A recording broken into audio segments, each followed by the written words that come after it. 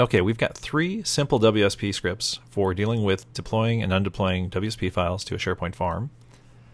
And these are intentionally as simple as we can make them while doing what we need them to do, so that hopefully they're easy to learn. So let's take a look at the first script here. This is simple WSP deploy. And one of the assumptions is that the WSP that we're going to deploy and the script that we're going to use to deploy it are going to be in the same directory. So just take a quick look here. You can see I've got simple WSP deploy. The WSP file I'm going to deploy is right here, training branding WSP. So they're in the same directory. And what we do here is on line 5, we add the PowerShell snap-in for SharePoint so that we can just double-click the PS1 and run it that way if we want to. Line 8, we've got a function main. Line 10, we're looking at the path variable here, and we're setting it to the current location of the script that's running. And then line 11, we've got the WSP variable, and we're assigning it to the name of the WSP. And then lines 14 through 20, this is I guess a fairly complicated way of saying we need to know the URL for the web application. So really the part that's important here is this right here. We're assigning a URL to the web application. Now the reason that we've done it this way, and this maybe is a little bit more difficult than the simplest script possible, but this is handy if you've got multiple environments and you want to use the same script for dev, stage, and production. This env computer name should return the name of the computer the script is running on. We can then match that against the list of our expected names that we're expecting this to run on, like our dev server, our stage server, our production server. If we don't find anything, we can set a default. In this case here, I actually exit the script because I want this to match one of these. So that's a little bit more sophisticated way of doing just this here, but you'll find it's pretty handy if you've got multiple machines. And then we come down to the meat and potatoes of the script, which is to add the solution, install the solution, and enable the features. So add solution is pretty straightforward. We've got the literal path parameter. If you're not familiar with PowerShell, you'll notice here that we've got a double quote and then a variable name, a slash, another variable name, and double quote. PowerShell will expand those variables for us, so we don't have to do any kind of fancy formatting. Pretty nice little feature of PowerShell.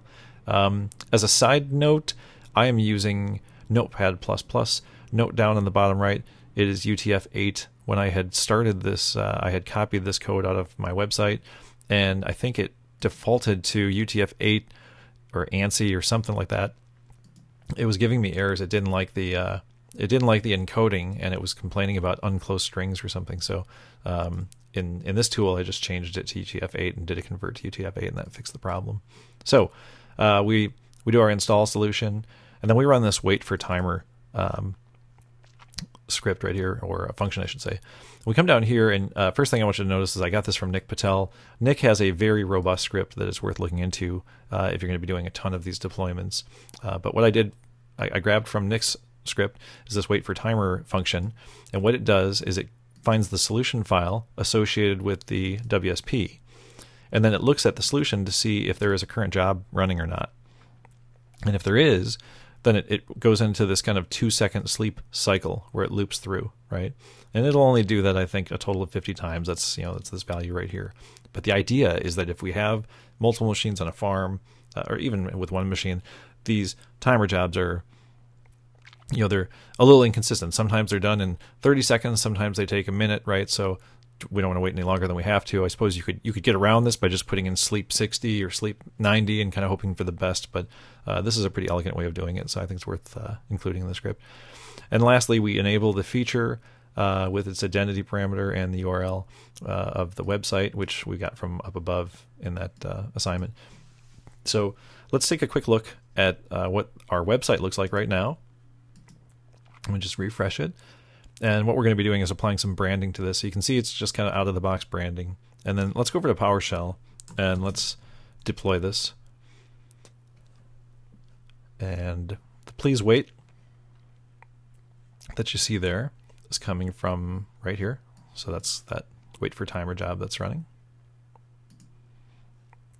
And here you can say it says it's enabled. We can press any key to continue.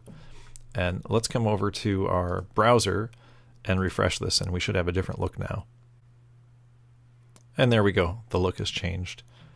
One quick comment is if you don't know the identity of the feature that you're looking for, once the WSP is installed, you can use get SP feature, and I'm going to go ahead and sort by display name. And this gives us the feature names that we have in our farm here. You can see the kind of feature it is on the right. And I think this was called, what was it called, like training branding or something like that? Yeah, here we go. So that was the name of the feature there, and then this was the GUID that I grabbed out of there. Hopefully, if you're an admin, your developers are already going to give you these WSP batch files, with the proper stuff in them. But if you're in a pinch and you can't find it, this is one way to do that.